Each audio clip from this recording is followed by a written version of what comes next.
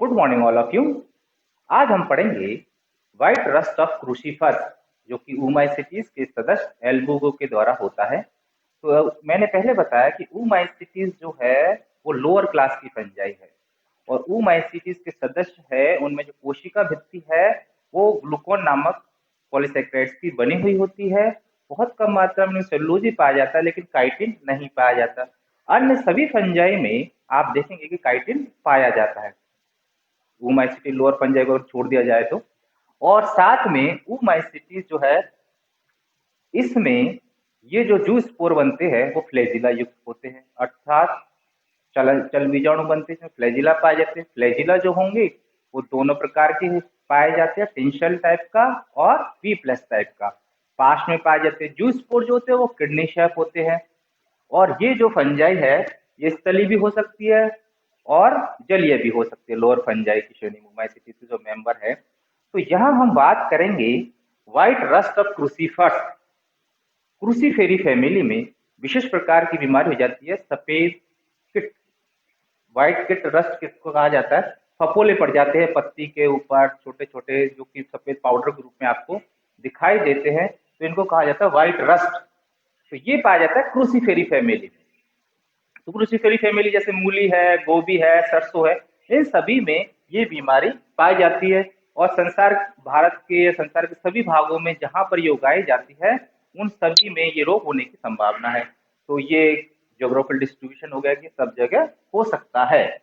अब white rust of crucifer जो होता है, जो मेनली किसके कारण से होता है, कौन सी फंजाई के कारण होता है, वो है एल्बुगो कैंडिडा, जिसको सिस्टोपस भी कहा जाता है। एल्बुगो को दूसरा सिस्टोपस, तो इससे होती है white rust of crucifer disease.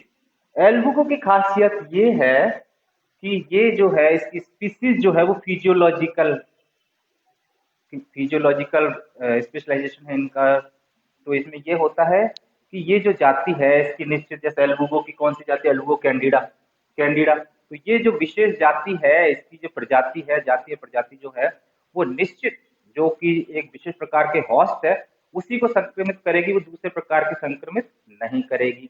तो इसको कहा जाता है बायोलॉजिकल रेसेस। तो फिजियोलॉजिकल वो है डिफरेंस है इनके अंदर। तो सिस्टमेटिक पोजीशन की बात यहाँ पर की जाती है। सिस्टमेटिक पोजीशन में यहाँ देखें तो ये जो है वो किंगडम, माइकोटा, तो क्लासिफिकेशन वही सातों चीजें, kingdom, division, class, order, family, genus और स्पीसीज, जो कि हियरार्की क्रम में जिनको लिखा जाता है और ये इनका क्रम है। तो यहाँ हम देखते हैं कि किंगडम जो है इसका माइकोटा ट्रू फंजाई इसके अंदर फंजाई के अंदर रखी गई है, कि division you mycota true fungi जिसके अंदर आ गई और जिसके अंदर कोशिका भित्ति पाई जाती है। क्लास ऊमाइसीटीज में रखा गया द्विकशा जलीय जलीय स्थलीय हो सकते हैं, फ्लैजिला इनके अंतर्गत पाए जाते हैं, कोशिका भित्ति ग्लूकोन की बनी होती है।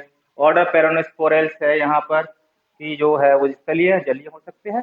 और एल्बुजिनेसी जो है इसमें यह है कि स्पोर एंजियोस्पोर यहाँ पर बनेंगे। एसेक्सुअल रिप्रोडक्शन जो है वो स्पोर एंजियोस्पोर के द्वारा होगा, जिसमें स्पोर एंजियोस्पोर जू स्पोर बनते हैं। और जीनस हो गया एल्बुगो, स्पीसीज यहाँ पर कैंडिडा होती है। तो यहाँ हम बात करते हैं, ये जो है एल्बुगो कैंडिडा ये ऑब्लिगेट एंडो पैरासाइट है। ऑब्लिगेट एंडो पैरासाइट होता है। ऑब्लिगेट एंडो पैरासाइट का मतलब ये है कि इस पर कोई विकल्प नहीं है, अविकल्पी है।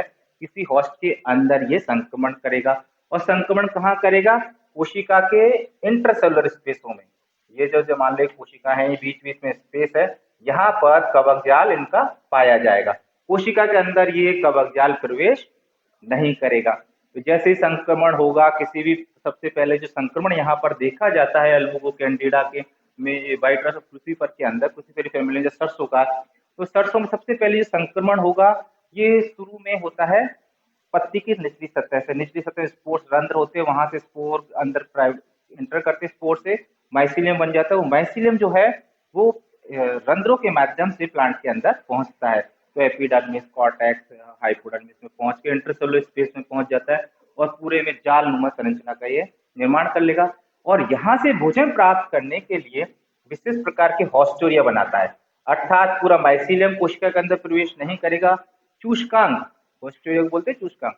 ये जो सूचकांक है ये कोशिका के अंदर प्रवेश करेंगे। यहाँ आप देखेंगे कि ये पूरा पूरा माइसीलियम है और इसकी जो हॉस्टिया है वो कोशिका के अंदर प्रवेश कर रहे हैं और कोशिका से अपना भोजन प्राप्त कर रहे हैं। लेकिन जो माइसीलियम है वो कोशिका के अंदर प्रवेश नहीं करता है, तो इंट्रासेलुलर स्पेस में प्रवेश करेगा, इंटरसेलुलर स्पेस में पाया जाएगा। ये है। अब संक्रमण जो होता है शुरू में होगा लोकेलाइज्ड और बाद में जो संक्रमण बहुत ज्यादा प्रभावी हो जाएगा, ज्यादा इफेक्टिव होने लगेगा, धीरे बढ़ने लगेगा, तो शुरू में होता है लोकेलाइज्ड, लोकेलाइज्ड और सिस्टेमिक। सिस्टेमिक, इसका लोकेलाइज का मतलब लोकल, स्थानीयकृत, एक पर्टिकुलर भाग के अंदर हो गया। सिस्टेमिक का मतलब सर्वांगी, अर्थात वो अब उस भाग को छोड़कर पूरे प्लांट्स में फैल गया है, अर्थात वो तने पत्तियों में जहाँ शुरू शुरू में वहाँ लक्षण दिखाई दे रहे थे उसके अलावा वो लक्षण कहाँ कहाँ दिखाई देंगे, आपको तने पर भी लक्षण वो दिखाई दे लेंगे, उसके पुष्प क्रम है, फ्लोर इन्फ्लोरेसेंस, वहां भी आपको वो लक्षण दिखाई देने लगेंगे। तो ये जो है एल्बुओ कैंडिड जब संक्रमण करता है सर्वप्रथम, तो इसका जो लक्षण है मेनली जिसके कारण तो व्हाइट रस्ट नाम रखा गया है, इसका कारण इसका ये है कि पत्ती के सबसे पहले ये निचले भाग से इसके स्पोर्स जो है वो जर्मिनेट होते हैं, स्पोर अंदर स्पोर के माध्यम से प्रवेश करते हैं और सभी जगह एपिडर्मिस में, ये एपिडर्मिस के नीचे कॉर्टेक्स इंटरसेलुलर स्पेस में पूरा जाल बना लेते हैं और कुछ समय पश्चात ये वहां से स्पोरेंजियोफोर का, ये जो माइसीलियम है किसका निर्माण करता है, स्पोरेंजियोफोर का निर्माण करता है। ये जो स्पोरेंजियोफोर है इसमें लगते हैं स्पोरेंजिया, बीजाणुधानी। बीजाणुधानी के अंदर बनती है बहुत सारे स्पोर, जो स्पोर बनते हैं। तो इस प्रकार से जो स्पोर बनने के कारण ये स्पोर जो है वेसिकल क्रम में बनेंगे, अर्थात शीर्ष की ओर नए और पुराने जो है वो बाहर की ओर बनते चले जाएंगे। इस प्रकार से ये जो स्पोरेंजियोस्पोर का निर्माण होता है। तो ये है बीजाणुधानीधर, बीजाणु स्पोरेंजियोफोर, बीजाणुधानीधर। तो यहाँ जिसका निर्माण हो गया, ये माइसीलियम हो गया पूरा। इस प्रकार की स्पोरेंजिया बनने के कारण से एपिडर्मिस पर क्या होता है कि उभार बनते हैं। उभार जैसे कि अपने जल जाते हैं, तो जैसे गर्म चीज से अपन जलेंगे, तेल से या पानी से वहां कर दिया फपोला तो ऊपर उठ जाता है, उसी प्रकार से यहाँ से ये जो स्पोरेंजिया बन रही है इसके दबाव के कारण एपिडर्मिस वहां से फट जाती है और स्पोर ऊपर उठने लगते हैं, स्पोर बाहर आने लगते हैं, तो वो कैसे स्पोर दिखाई देने लगते हैं। और ये जो स्पोरेंजिया स्पोर जब फटते हैं तो सफेद रंग के अंदर जो स्पोर बनते हैं बहुत सारे, तो ये जो पॉस्ट्यूल्स है यहाँ पर सफेद रंग के आपको दिखाई दे स्पोर्स, तो ये क्या है, स्पोरेंजिया स्पोर के स्पोर है, जो स्पोर है जिसके कारण से स्पोर्स सफेद रंग के दिखाई देने लगते हैं। तो आपको इससे पता चल जाएगा, पहले तो शुरू में पत्ते निचली तक पार्ट पे दिखाई देने लगेगा, धीरे धीरे जो जब जैसे जैसे संक्रमण बढ़ता चला जाएगा तो ये पत्ती की ऊपरी सतह पर भी आपको स्पोर्स दिखाई देने लगेंगे। ये जो है स्पोर दिखाने से आपको पता चल जाएगा कि प्लांट्स में क्रूसीफेरी कुल के इसमें सरसों में आपको व्हाइट रस्ट डिसीज हो गई है। ये जो लक्षण है धीरे धीरे जब बढ़ते लगते हैं, ये तो लोकलाइज है, धीरे धीरे जब और ज्यादा संक्रमण होने लगता है प्लांट के अंदर तो क्या होगा कि वहां पर हाइपोट्रॉफी हो जाएगी तने में और पुष्पक्रम में। हाइपोट्रॉफी मतलब अति वृद्धि, कुछ अंग फूलने लगेंगे, फ्लैसीनेस मासल हो जाएंगे या डीकलराइजेशन हो जाएगा, उसका रंग हरा रंग जो है वो खत्म हो जाएगा, हरा रंग गोपित हो जाएगा, डिस्टॉर्शन आ जाएगा, विरूपण हो जाएंगे, जैसा उनका आकार है वैसा आकार नहीं रहेगा, दूसरे प्रकार के वो टेढ़े मेढ़े बन जाते। तो इस प्रकार के लक्षण कुछ समय पश्चात उस प्लांट में पूरे में दिखाई देने लगते हैं पूरे। तो इससे हम पता लगा सकते हैं कि उसमें कौन सी डिसीज हो गई है, व्हाइट रस्ट हो गया है। तो ये जो है ये लक्षण मैंने बताया कि जो एक सेक्सुअल रिप्रोडक्शन है इस प्रकार होने का स्पोर दिखाई देने लगेंगे, धीरे धीरे पूरे प्लांट्स में वो लक्षण दिखाई देने लगते हैं। यहाँ पर क्या होता है कि जब स्पोरेंजियोफोर में ये बनता है स्पोरेंजियो, तो यहाँ पर डिसजंक्टर बनते, वियोजक एक दूसरे से संधि स्तर पर थोड़ा संकीर्ण स्थान बन जाता है जिसको कहा जाता है डिसजंक्टर, वियोजक कहा जाता है संधि, यहाँ से टूट कर एक दूसरे से पृथक होते चले जाते हैं। तो थोड़ा सा निचले जहाँ होगा वो पतली भित्ति होती है, थोड़ा संकीर्ण क्षेत्र बन जाता है जिसको डिसजंक्टर कहा जाता है। ये जो जू स्पोर, अब ये स्पोर बने हैं, ये स्पोर क्या करेंगे, यहाँ से पृथक होने के बाद वातावरण में मुक्त होंगे और ये है स्पोर जो है वो कशाविका युक्त होते हैं, जिसमें एक टेंसियल टाइप की फ्लैजिला है एक्रोनेमेटिक टाइप की, जिसमें कि फ्लीमर्स उपांग पाए जाते हैं। दूसरी है वो वी प्लस टाइप के चिकनी प्रकार के फ्लैजिला पाई जाती है।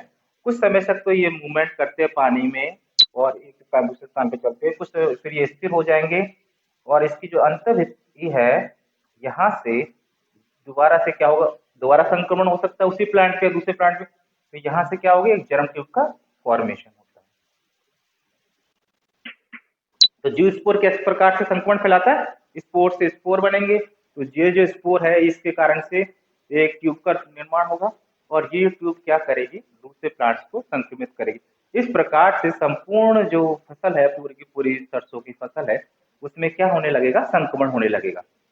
तो यहाँ पर आप देखिए ये है, ये जनरेटिंग स्पोर है, जो स्पोर है जर्म ट्यूब बन गई है। तो ये जर्म ट्यूब क्या करेगी, प्लांट के रंध्र के माध्यम से इंटरसेलुलर स्पेस में पहुंच कर वही सक्सेसफुल रिप्रोडक्शन करने लगेगी।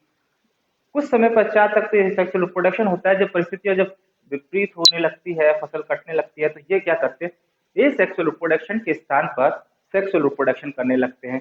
तो मैंने बताया कि oomacetes में जो सेक्सुअल रिप्रोडक्शन है वो होता है गैमेटेंजियल कॉन्टैक्ट के द्वारा। यहाँ जो सेक्सुअल रिप्रोडक्शन है, सेक्सुअल रिप्रोडक्शन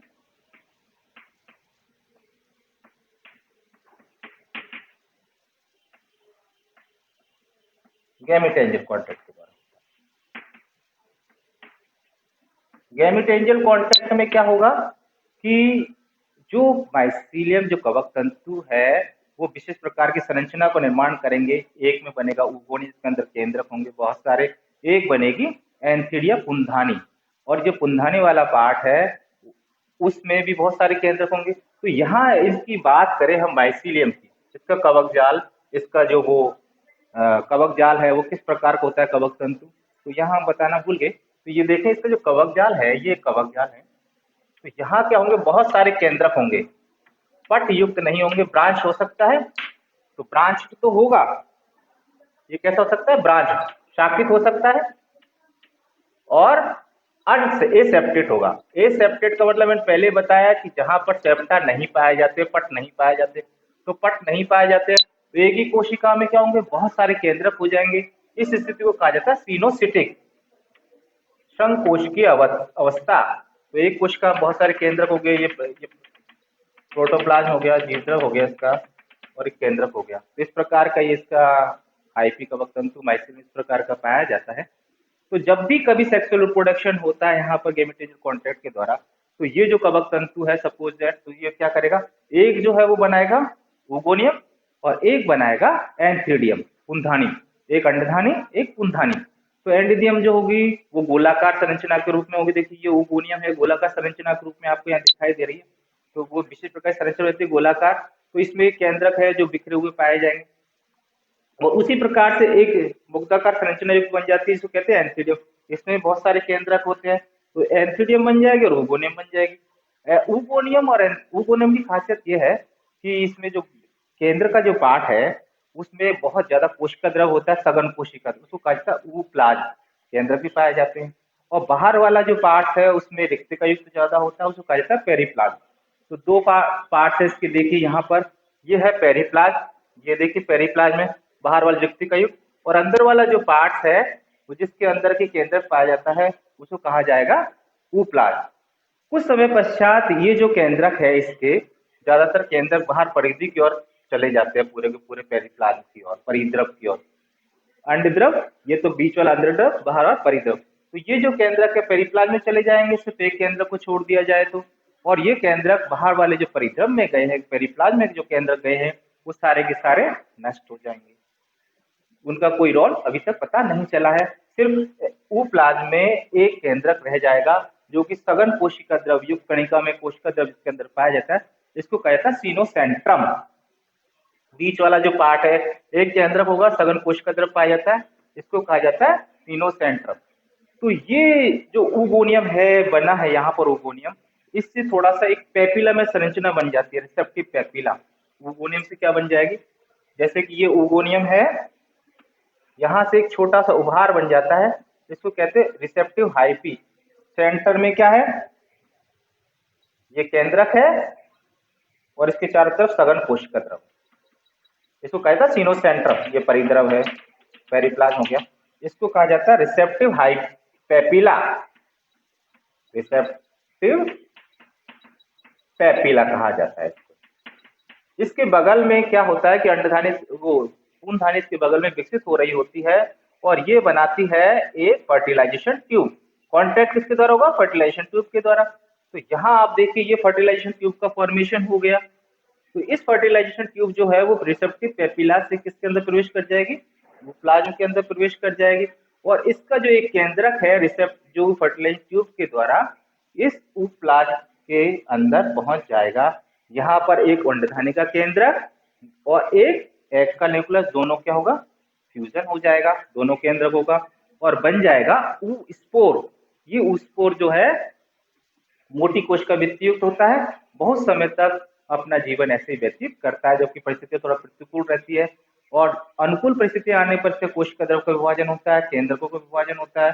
4 से 12 या 36 तक इसके अंदर न्यूक्लियस बनते हैं, केंद्रक बनते हैं और फिर इसमें केंद्रों का विभाजन होकर चारों तरफ प्रत्येक कोशिका वृत्ति बन जाएगी और ये फिर जूस्पोर का फॉर्मेशन कर देगा। तो इस प्रकार से ये जूस्पोर जो अगली समय आएगा फसल उगेगी तो ये जो जूस्पोर है ये नई फसल को संक्रमित करने के लिए तैयार रहेंगे। तो ये जो डिसीज है crucifer, white rust of crucifer, Cruciferae family में जो डिसीज हो रही है ये सॉइल बॉर्ने भी है और सीड बॉर्ने भी है।